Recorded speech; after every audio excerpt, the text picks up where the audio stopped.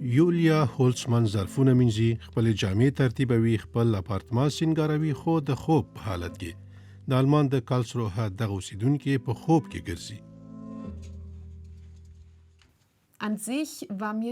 زه خپله له اوله پوهېدم چې له دې لارې یو څه پروسس کوم.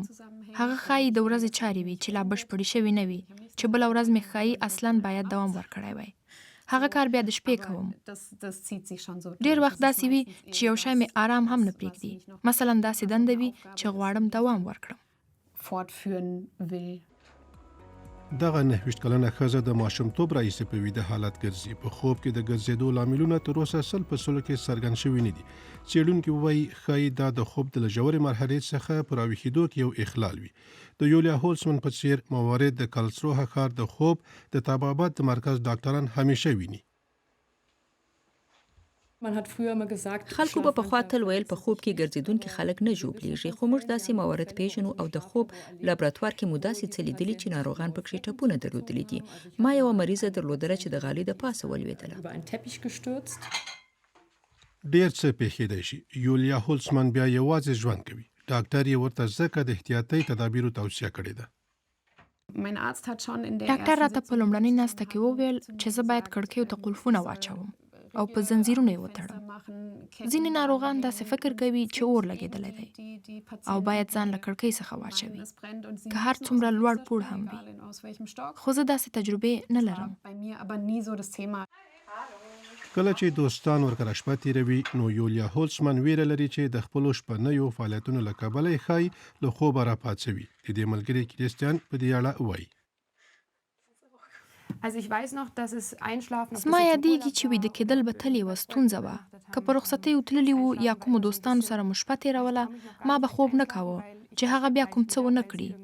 بیا مو داسې پرېکړه وکړه چې زه لومړی نه ویده کېږم او صبر کوم چې هغه ویده شي او خپل فعالیتونه پیل کړي. بیا مې تل ورته ویل یولیا بیرته څمله، خوب وکړه، هر څه سم دي. یا به مې لاس وروړه، یولیا خوب وکړه. هغې به تل هر څه منل هم.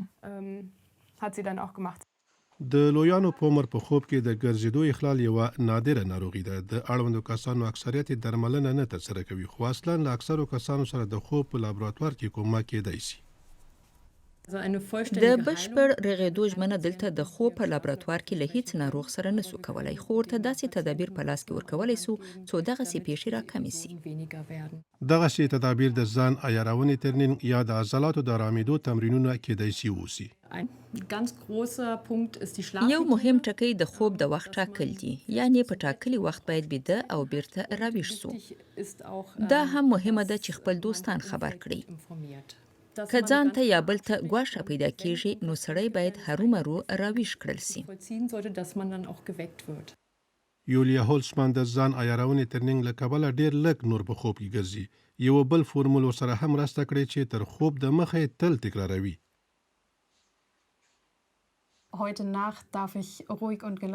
نن شپه کولی شي چې آرام او راحته په بستره کې څملې. هیڅ کومه وظیفه نه لرم.